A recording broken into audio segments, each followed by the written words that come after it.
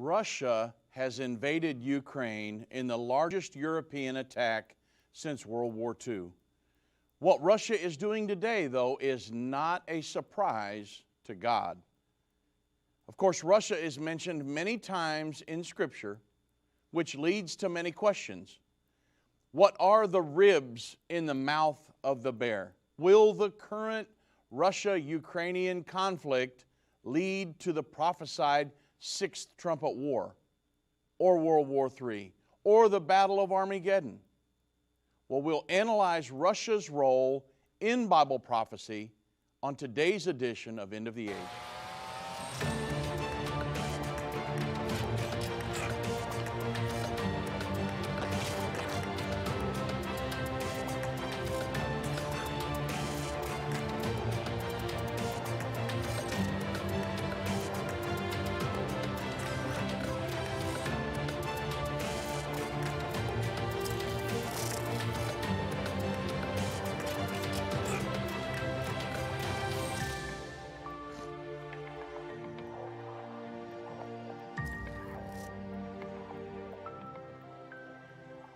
Good afternoon, everybody. I'm Dave Robbins with Endtime Ministries. Thank you so much for joining me on this edition of End of the Age. Well, we all woke to the news. Actually, I heard the news last evening because it happened early in the morning in Ukraine. But Russia has now invaded Ukraine. What does that mean? In light of Bible prophecy and all of the times Russia is mentioned, which is many times in the prophecies of the end time, what does that mean for you and me, the church, the world as a whole, in light of Bible prophecy? So, the Russian bear's aggression is setting the stage for its role in end-time Bible prophecy. Of course, in Daniel 7:5, Ezekiel 38 and 39, Gog and Magog, Revelation 13:2, and Revelation chapter 20, verse 8. They all foretell Russia as a leading member of the Antichrist's one world government, the foremost aggressor or of the world governing armies coming against Israel at the Battle of Armageddon. And they will lead the nations that are deceived by Satan to come against Jerusalem after the 1,000-year millennial reign. So Russia, it goes from 2,500-year-old prophecies to prophecies that are 1,000 years beyond us now. But I want you to understand what Russia is doing today did not come as a surprise to God. In Matthew 24, verse 6, Jesus said, "And ye shall hear of wars and rumors of wars, but see that you be not troubled. For all these things must come to pass, but the end is not yet." And I want to make sure that you understand that there have been many conflicts around the world. The Syrian Civil War, even Israel bombing Iran's nuclear aspirations. Many different conflicts, and yet they did not bring about World War III. Even Russia and Crimea back in 2014. And so we're going to talk about these things because we want to understand what's going on right now and what will be the results of that, the ramifications moving forward of this current conflict. Will it lead to some of these cataclysmic apocalyptic events in the end time? Now, Fox News reported that Russia has invaded Ukraine in the largest European attack since World War II. Russia invaded Ukraine by land, sea, air, in the largest attack on European soil since the end of the Second World War in 1945. Russian forces invaded Ukraine this morning by land, air, sea in the largest military attack of one state against another on European continent in the last 70 plus years. the wide-ranging attack on Ukraine hit cities and bases with airstrikes or shelling as civilians piled into trains and cars to flee. And one of the things that I will interject here is that I know I have personal friends of mine that have family in Ukraine, in the churches in Ukraine, and they're being affected by this, obviously. They have not fled. And so we want to make sure that we're remembering these people in prayer, the churches, the countrymen, everybody in Ukraine that is coming under this Russian attack. Now, Ukraine's government said that Russian tanks and troops rolled across the border in a full-scale war that could rewrite the geopolitical order. And he accused, Vladimir Putin has accused the U.S. and its allies of ignoring Russia's demands to prevent Ukraine from joining NATO and for security guarantees. So it's one of the reasons that they think or they believe that Vladimir Putin has finally invaded Ukraine. Of course, there are many more reasons. Ukraine has vast resources that Putin would love to tap into, right? But the main reason that they say that he's invaded is because of he does not want NATO and their missiles and firepower and their defense forces on the border of Russia.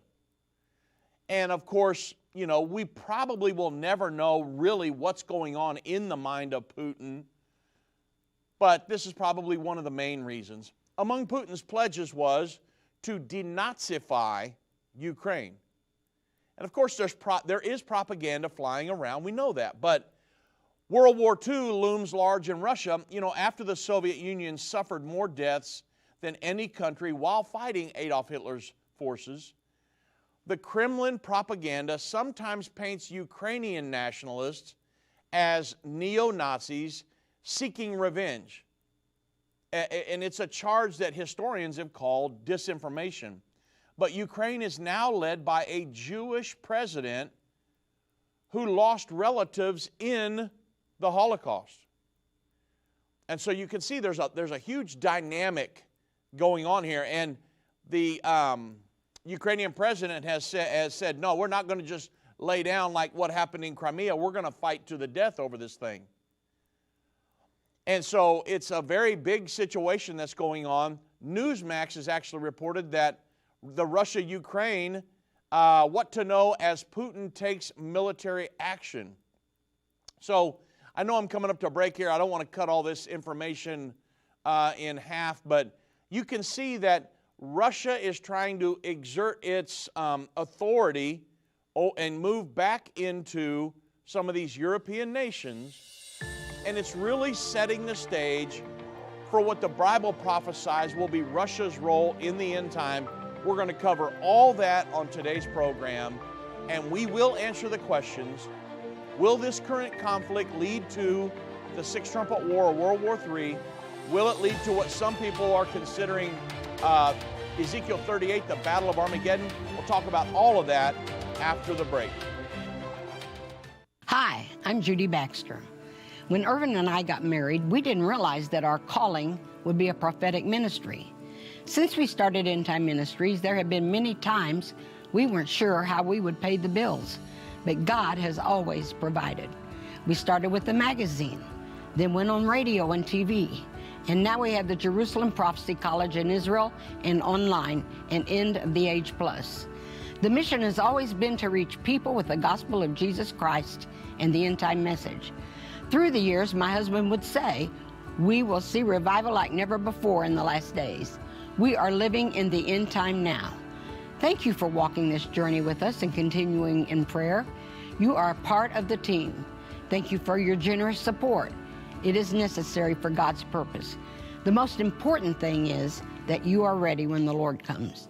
Our hope is to help prepare you for that day. God bless you, and we love you.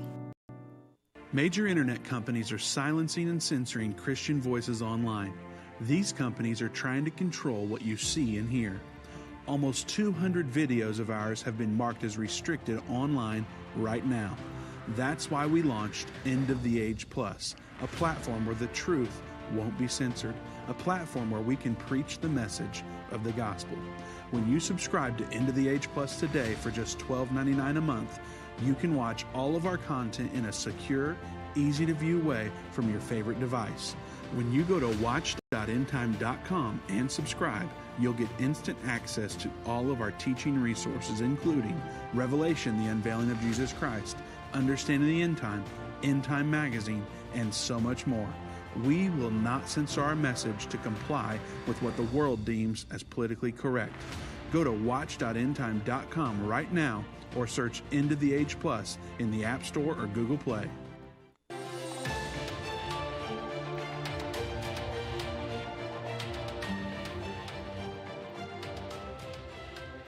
Welcome back, everybody. Now, I do have a quick announcement. My wife and I will be in Justin, Texas, this coming Saturday and Sunday, February 26th and 27th. Saturday evening from 6 to 8 p.m., I'll be teaching the Antichrist Socialistic Kingdom.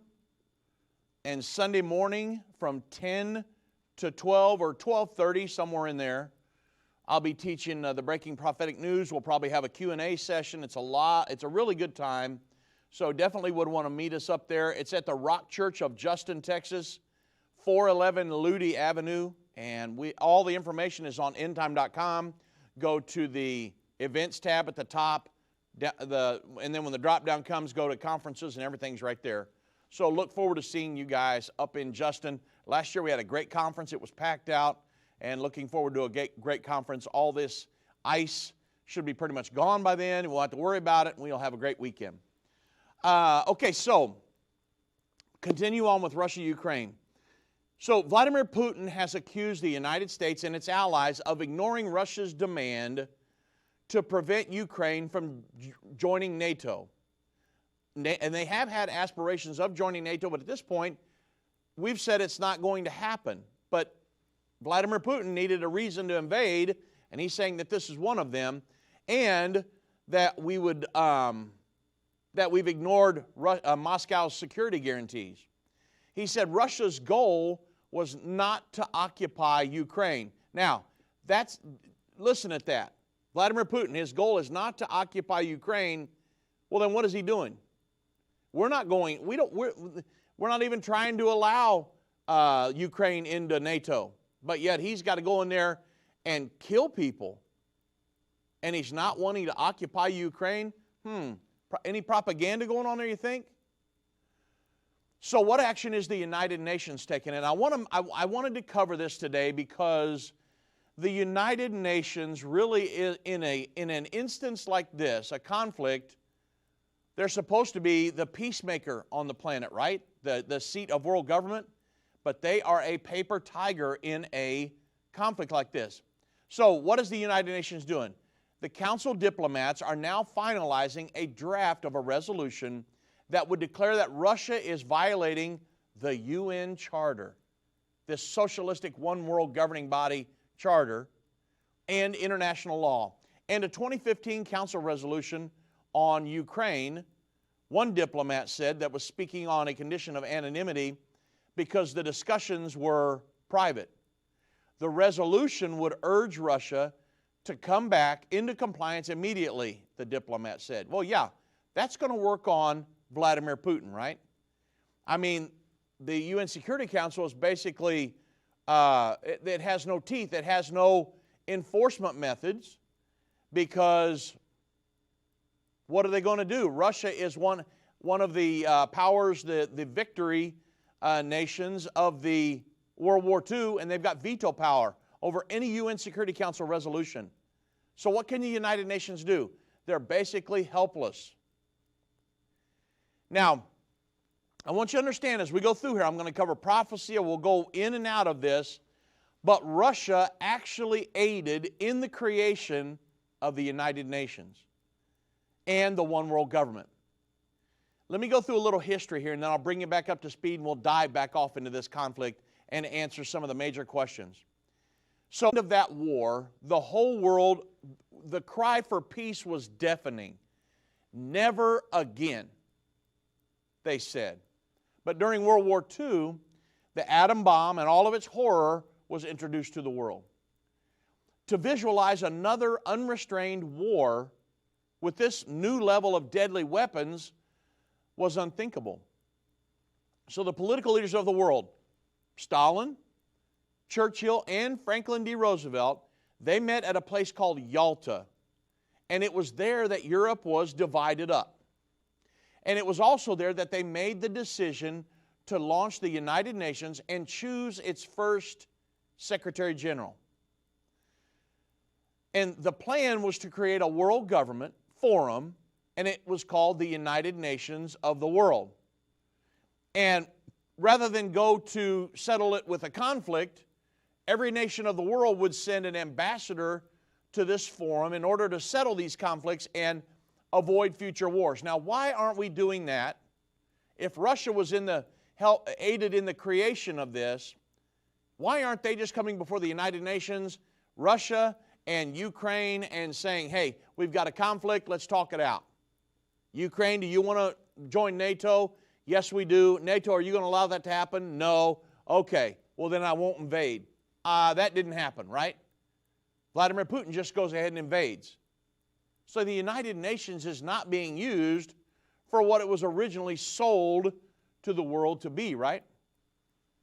Now, member nations, they would come before the ruse is that member nations would come before the United Nations and these two conflicting nations, and that they would vote on these issues, and all would abide by the majority's decisions. Now, obviously, this has not been very successful. But they believe that in that way, the world's conflicts would be settled by diplomacy rather than by armed conflict. Now, remember, Russia helped set this up. And I'm going to show you how here in just a moment. But there was one problem with the plan. Most of the nations that were sending ambassadors to the United Nations were dictatorships. And some of the wiser heads in the U.S. Congress refused to surrender the sovereignty of the United States of America to the United Nations. And consequently, they demanded that, hey, for us to be part of that, we want to have a veto power.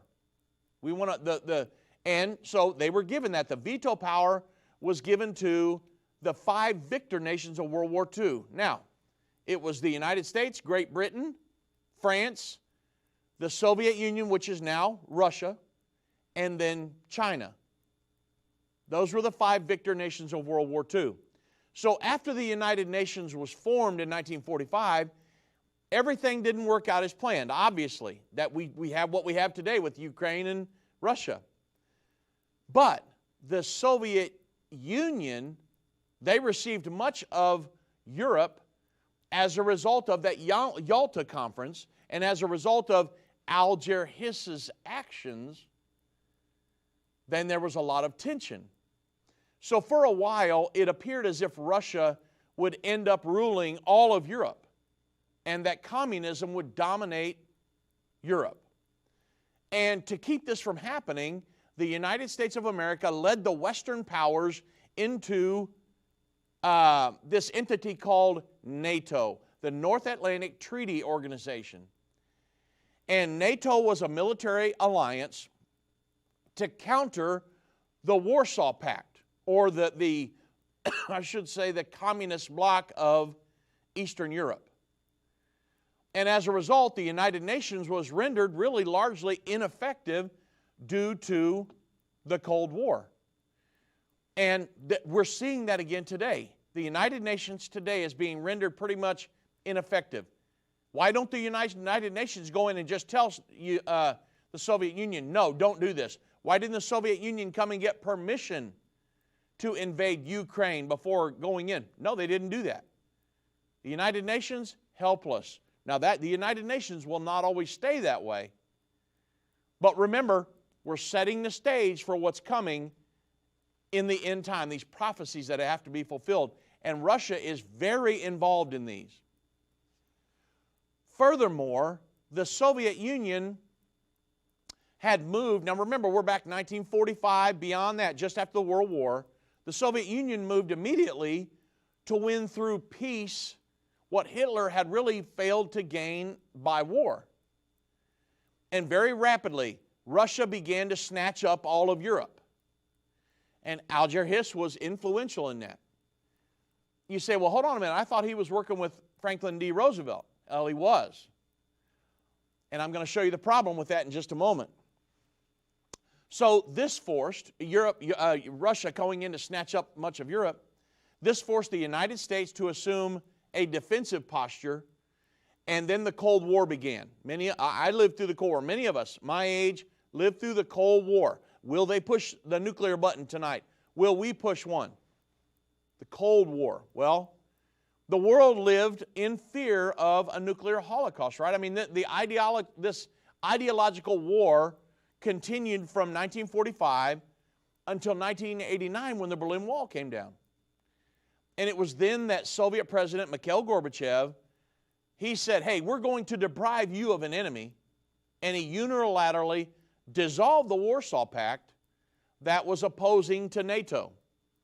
And the Berlin Wall was allowed to crumble. The Iron Curtain was torn down, ending the Cold War. Well, immediately people began to talk about a new world order and breathing life back into the United Nations and looking to that. Remember, going to them, rather than going to conflict, we would go before the United Nations and offer up our problems, and they would solve them and vote. Here's what we should do, and then the nations would abide by that, right? It was created to be a world governing body. Well, since 1989, the United Nations has conducted 5 times as many peacekeeping missions as they did in the 42 years before the fall of the Berlin Wall.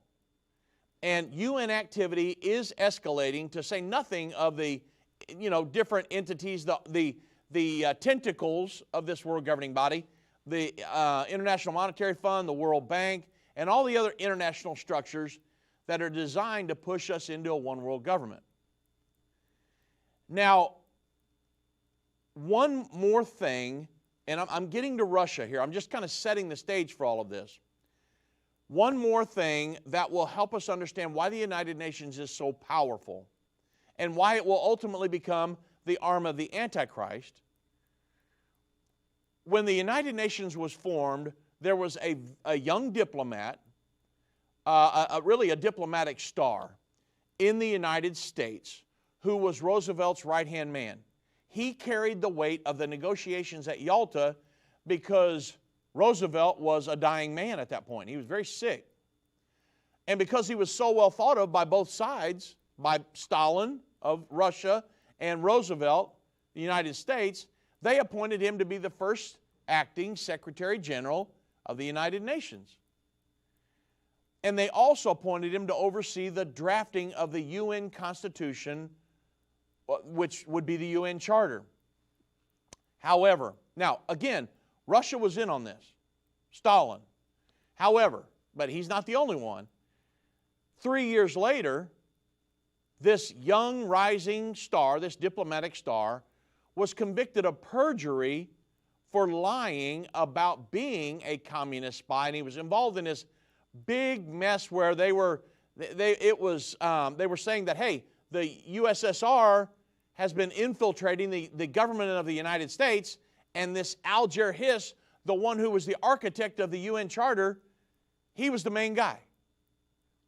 And he was eventually charged with or convicted of perjury for lying about being a communist spy because the statute of limitations had run out and they couldn't get him for the communist spy part, but they got him for perjury. And that man was Alger Hiss. He was Franklin D. Roosevelt's right-hand man, but he was a communist spy. So what does that mean? Well, that means that Alger Hiss, a communist, designed the United Nations to be a world union of socialist republics, a one-world communist system. Why do you think Stalin was on board with this? You understand all the millions that Stalin killed.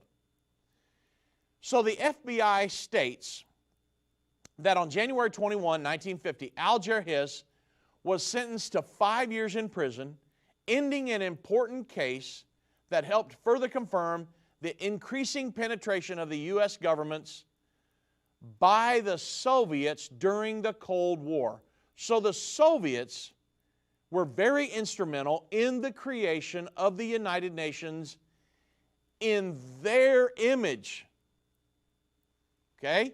Now remember, I'm talking to you about the Ukraine-Russian conflict today, but I'm also telling you that the stage is being set for Russia's involvement in end-time events and how all this is going to play out.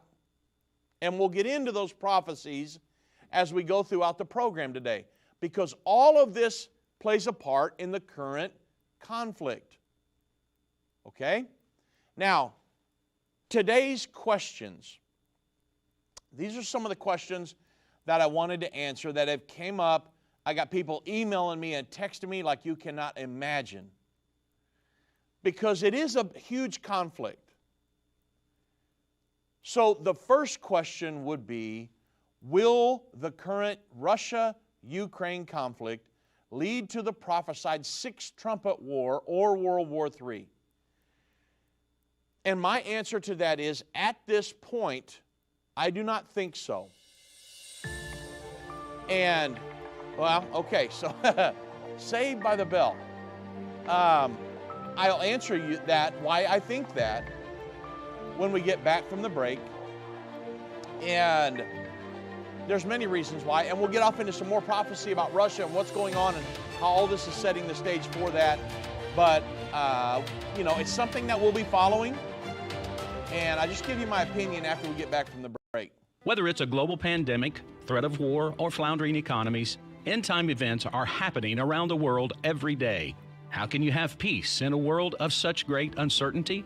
With the Endtime magazine subscription, you can gain a deeper understanding of current events and its prophesied repercussions. Endtime magazine's exclusive content and prophetic insight allows you to understand where we are in the end time. It will give you peace when horrific news and events happen.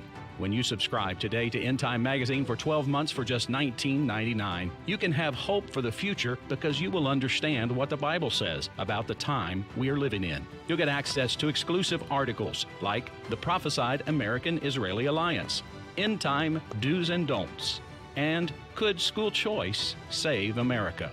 Subscribe for you or a friend right now. Go to endtime.com or call 1-800-ENDTIME. That's 1-800-ENDTIME.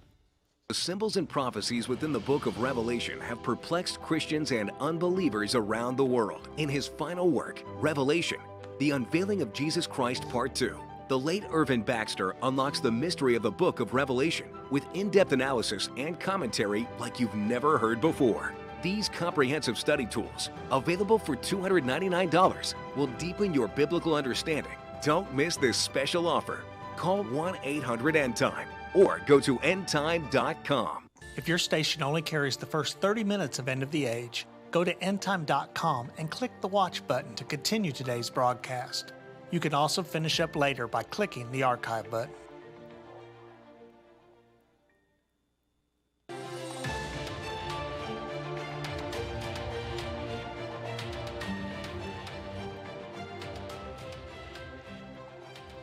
So again, our first question today, will the current Russia-Ukraine conflict lead to the prophesied Sixth Trumpet War or World War III? It's probably the most the most emails and text and things I'm getting today.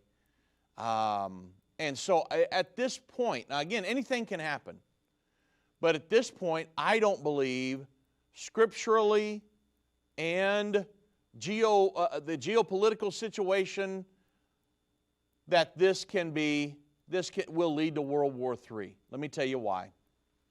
Number one, the Euphrates River region mentioned in Bible prophecy. Revelation 9, verse 14 through 15. It says, saying to the sixth angel which had the trumpet. Now, the sixth trumpet will be World War III, you understand. But the Bible says, saying to the sixth angel which had the trumpet, loose the four angels which are bound in the great river Euphrates. And the four angels were loosed, which were prepared for an hour a day, a month, and a year, for to slay the third part of men. So here we have the prophecy of the sixth trumpet war, or World War III. The Bible goes on to say that they will kill one, they're loosed and they will influence humans to kill 1/3 of the world's population. Loosed from the great river Euphrates. There are 4 nations that house the Euphrates River: Turkey, Syria, Iraq, and Iran. From other prophecies in the Bible, in the book of Daniel, it appears that there is an angel bound to a nation. And so we've got to, going off of that precedence, then we would look at this and say, okay, these angels are bound in the great river Euphrates, Turkey, Syria, Iraq, and Iran. And so it's our understanding from Bible prophecy that this war will emanate somehow from that region. So that's the first reason why I do not believe Ukraine and the Russia conflict will lead to a World War III. You know, bringing in all the major nuclear powers.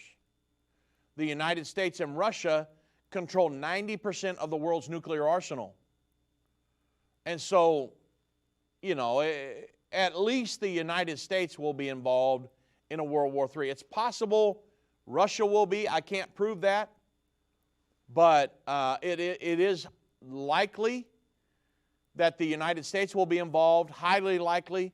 And Russia could be, because Russia is an ally of Iran. And that situation's never going to go, it's not, at least for the foreseeable future, the Iran-Israel-United States situation is not going to go away. Russia and China are the 2 main allies of Iran on the planet.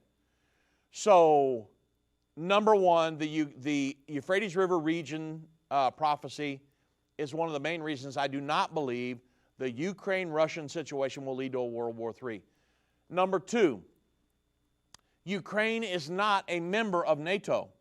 So the United States is not required to provide military assistance. I know that's what a lot of people are afraid of. Will we send United States troops in there and then the United States go to war with Russia? At this point, that is not on the table. CBS News reported that President Joe Biden announced that the U.S. will simply hammer down Russia with sanctions on 4 of Russia's largest banks. Now, we've already, I think over the last several years, we've issued like 100 sanctions or something like that on Russia. Well, that hadn't fazed Russia at all. They do whatever they want, right? Well, now President Biden has said that we're going to impose heavy sanctions on 4 of Russia's largest banks, in addition to 2 financial institutions the United States sanctioned earlier this week, meaning that every asset they have in America will be frozen. And that was from President Biden. And so the U.S. and Western allies are also imposing new export controls, which President Biden said will block more than half of Russia's high-tech imports and strike a blow to Moscow's military and technological capabilities. So again, hasn't said anything about the United States going in. We're not bound to, about sending in U.S. troops to fight on behalf of Ukraine. He's just said we're going to impose sanctions on Russia. Now, NATO also is going to convene a summit tomorrow to bring together the leaders of the 30 nations, the allied nations of NATO, to map out their next steps. President Biden is assuring us of that, and still, President Biden has emphasized that U.S. forces are not going to Europe to fight in Ukraine, but to defend and reassure NATO allies in the region. And he has said, we will only protect NATO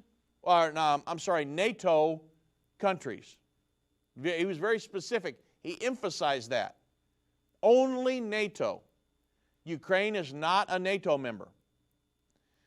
So, President Biden said, let me say it again, our forces are not and will not be engaged in the conflict with Russia in Ukraine. Now, you and I both know that that could change tomorrow. Because how many times have you heard a politician say one thing and they do something else? Again, going back to my first point, at this point, I do not believe that this will lead to a World War III scenario. Especially if we don't send troops in there. If we just sanction, that's not going to lead to a World War III scenario. Crimea didn't lead to a World War III, did it? And many other conflicts have not. The Syrian Civil War, where we had Russia and the United States both fighting in Syria, that didn't lead to a World War III scenario. And that was actually close to the region where it actually straddled the Euphrates River for a time. And that, so I was leaning more towards that than this Russia-Ukrainian situation. Now, bipartisan lawmakers have also joined together Tuesday to call on President Biden to receive authorization from Congress before involving U.S. soldiers in the Russia and Ukraine conflict. So there's a lot of things that would go against this leading to a full-on World War III scenario where you're bringing the big boys in from all over the world to fight. And then Yahoo reported, I wanted to share this with you. Again, what is NATO? Well, the North Atlantic Treaty Organization, it is a political and a military alliance of 30 countries. I think it started out with like 12. Now it has 30. It was set up in 1949 to protect members against the Soviet Union encroachment. And so why does Putin see NATO as a threat? Well, since the Cold War ended, NATO has expanded eastwards by taking in 14 new countries, including the states of some of the former Warsaw Pact and the 3 Baltic nations that were once in the Soviet Union. I'll talk about the Baltic nations here in a little bit, about maybe being a potential 3 ribs in the mouth of the bear. We'll talk about that in just a moment when we get into some of the prophecy. But Russia sees that NATO is taking on more nations, that this is a threatening encroachment towards its borders, and continues to say that it was a betrayal of Western promises at the start of the 90s, and of course something NATO denies. But Ukraine is not a NATO member. We are not bound to protect Ukraine. Even though we don't like what's happening, we are not bound. Now, if Russia was to attack Germany, then the NATO members would be bound to go in. But Ukraine is not a NATO member. But of course, they have a promise dating back from 2008 that it would eventually get to join, potentially. But at this point, no. And since toppling a pro-Russian president in 2014, Ukraine has become closer politically to the West and staged joint military exercises with NATO and taken delivery of weapons. Well, Vladimir Putin is sitting there watching this and saying, whoa, whoa, whoa, no. You're not going to have some kind of a NATO buildup right on my border. That's not going to happen. And so Kiev and Kiev, Ukraine, and Washington, they saw these as legitimate moves to bolster Ukraine's defenses after Russia seized Crimea, the Crimea region in 2014, and providing backing to separatists in eastern Ukraine.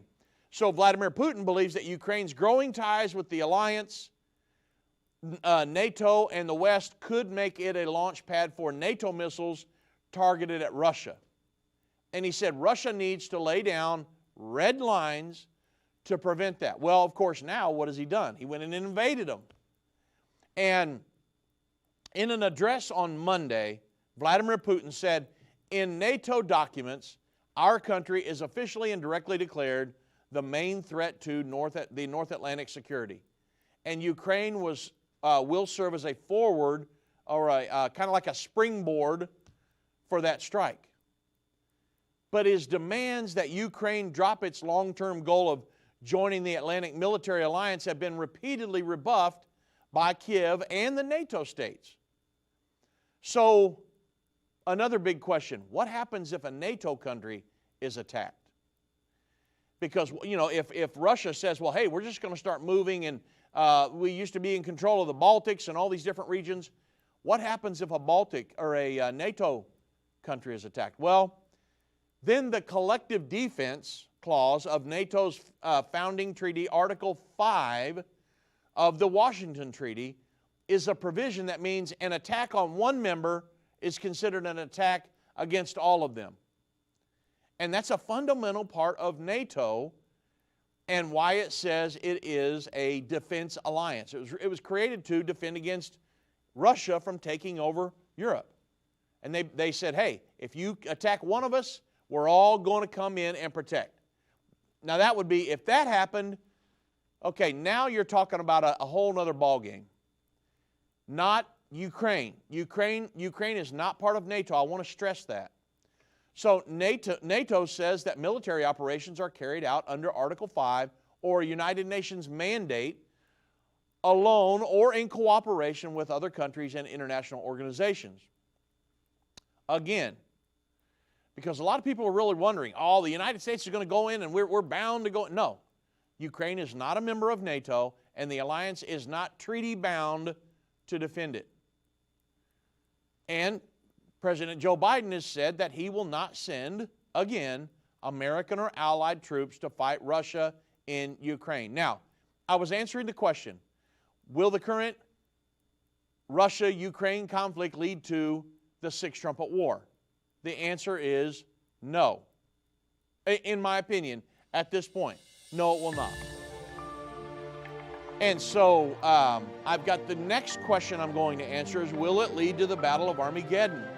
We'll get off into that, and then we'll get up into, I'll skim through the prophecies that Russia is mentioned in the Bible, but really, you can see Russia setting the stage for what's coming in the end time. We're watching it unfold right before our very eyes. We'll talk about it. I've been part of the Endtime family from the beginning over 30 years ago when my parents, Irvin and Judy Baxter, began ministry from the recliner in our living room. My name is Jana Robbins. I have the pleasure of connecting with our incredible partners every day. Endtime is a small nonprofit that runs a high-traffic website, a daily TV and radio show, the Prophecy College in Jerusalem, and more. Although we have less than 30 team members, we are able to serve tens of millions of people each month. We survive on the goodness of God and donations averaging about $50. If everyone hearing this message gave $22, our financial needs would be met for the year. If you only give to one cause per month, please consider partnering with Endtime to help get the message of our soon-coming King out to the world. Call us at 1-800-ENDTIME to give today, or go to endtime.com to become a monthly or one-time partner.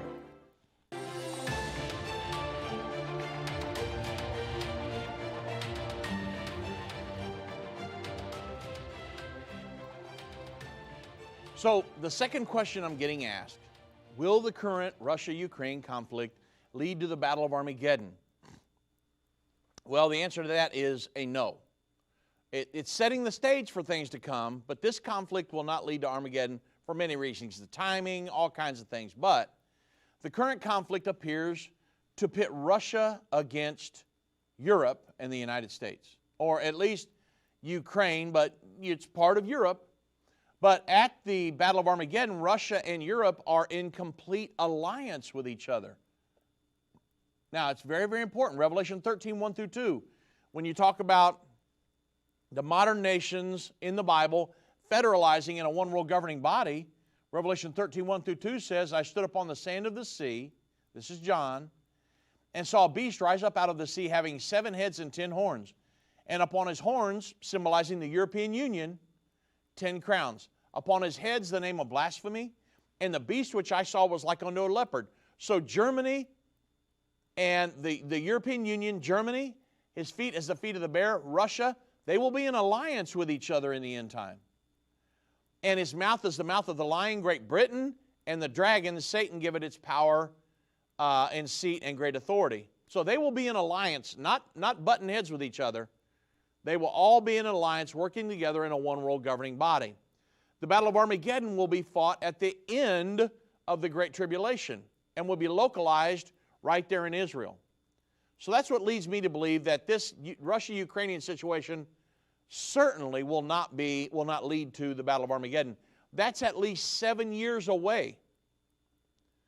So 6 trumpet war is going to happen long before then. Now, okay, so Russia in Bible prophecy. In Daniel 7:5, Daniel said, I beheld another beast, a second like unto a bear. These are symbolizing modern nations.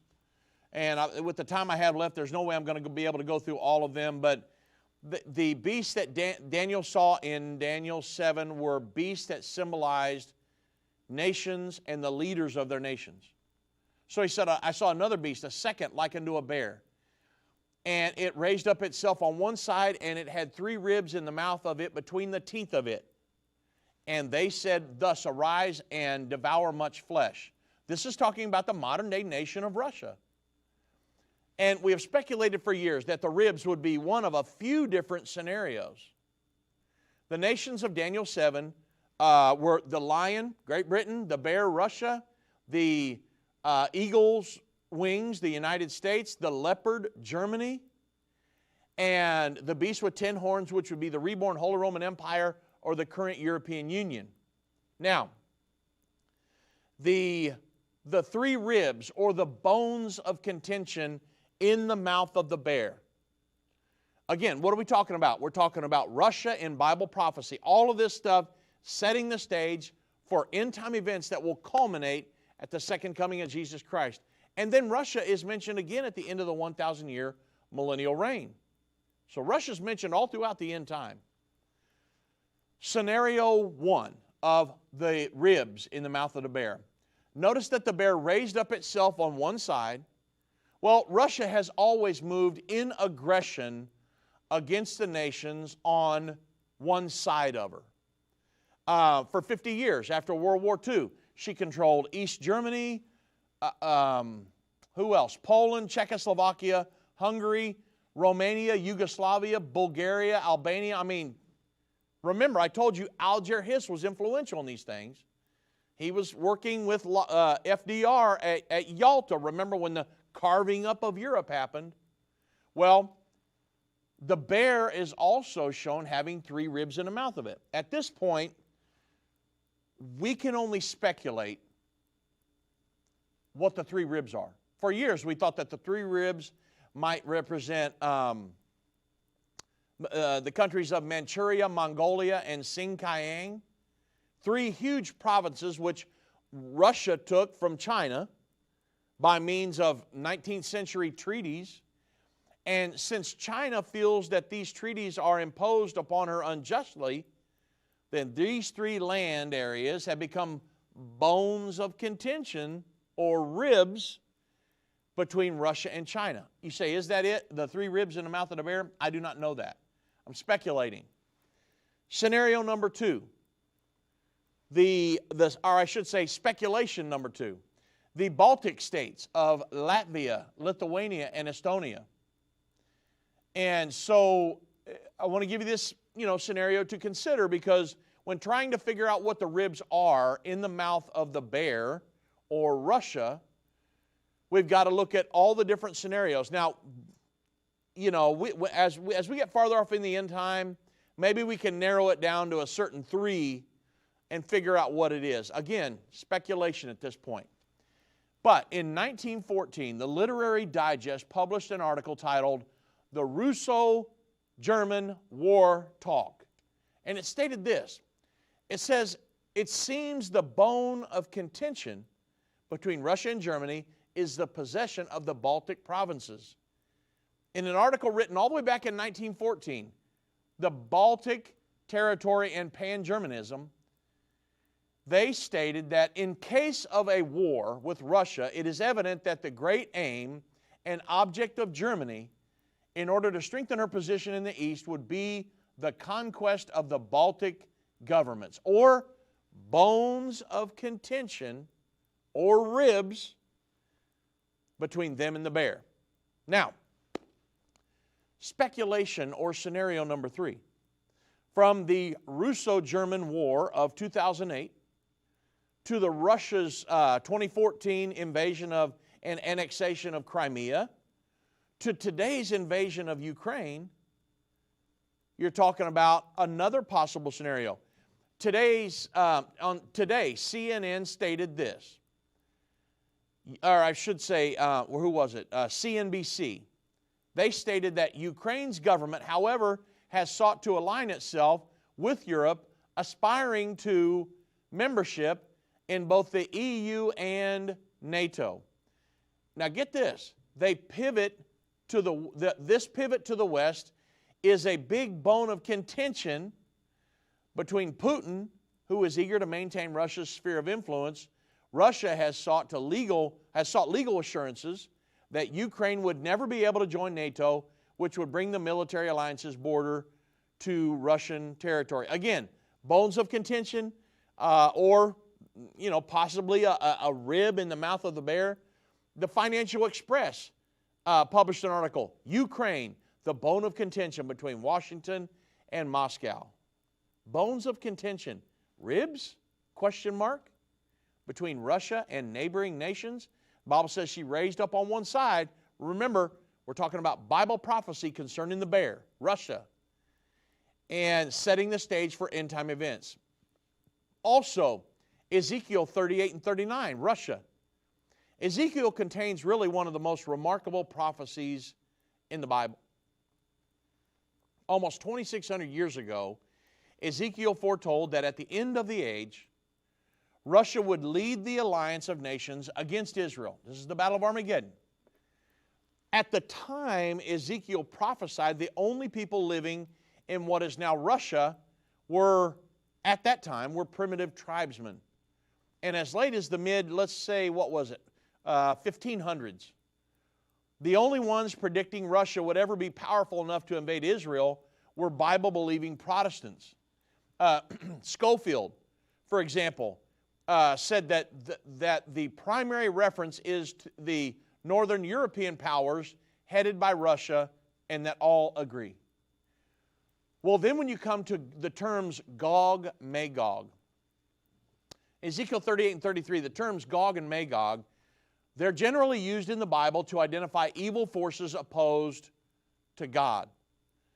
The Greeks referred to Magog as the Scythians, who lived in the northern regions above the Caucasus Mountains. Josephus, the 2nd century Roman historian, he wrote that the descendants of Noah, after they were dispersed abroad on account of their languages, and that they went out by colonies everywhere, and each colony took possession of that land unto which God had led them. So Magog founded that from him, they were named Magogites, but who are by the Greeks called Scythians. Today we understand that to be prophetically specific because Gog is the leader of the Russian invasion of Israel, and Magog, Tubal, and Meshech are actually modern day Russia. Tubal and Meshech are the sons of Japheth, who settled south of the Black Sea, and it's generally understood that the name Moscow is derived from the tribal name Meshech. And so, the Russian bear leads the attacks. Again, what are we doing? We're setting the stage for end-time events that are coming. This is the Battle of Armageddon. Russia will lead the charge of this world governing body at the Battle of Armageddon. So Russia's aggressive moves now are setting the stage for what's coming throughout the end time. Russia will be the aggressor.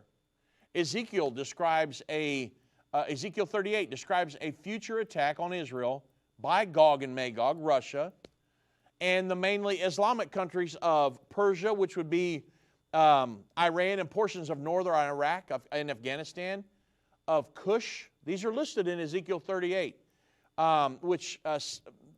Ethiopia and Sudan, Put, Libya and possibly Tunisia, Algeria, Morocco, Gomer, Eastern Europe, they're all going to be allied, remember. Right now they're in conflict, but they'll be allied at the Battle of Armageddon. Togarmah, which is Turkey and Armenia. And Turkey has been, really until recently an ally of Israel. But today Islam has become an increasing influence there. And then in the fourth verse, Ezekiel 38:4, it appears that God is not only going to allow Russia to build a great army, but it also says that he will turn thee back and put hooks in her jaws and bring thee forth and all thine army. And it is as if God is going to put a bridle in that God may actually allow the evil thought to come into the mind of the Russian ruler to destroy Israel. Now, that's Ezekiel 38. In Ezekiel 39, we understand that 5/6 of Russia will be destroyed. Now, these are prophecies in the Bible about the bear.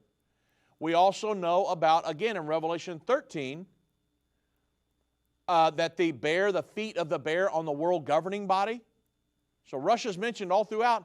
And then, Russia will be involved in alliance with the European nations, and then the second coming happens, the 1,000-year millennial reign, and on the back end of the 1,000-year millennial reign, remember, Satan is bound that whole time. At the end of that, he's loosed, and the Bible says he goes out to deceive the nations of the earth one more time to bring them down to battle against Jerusalem and God Almighty. But the Bible actually says Gog and Magog at that point. It's in Revelation 20, but there's no battle because the Lord God is done with battle, and the Bible says that they are consumed with a fire from heaven. So you can see the aggressive nature of Russia right now setting the stage for what's coming in the end time. But I can tell you, none of it has come as a surprise to God. God knows everything that's going on. We just need to pray right now for the people of Ukraine.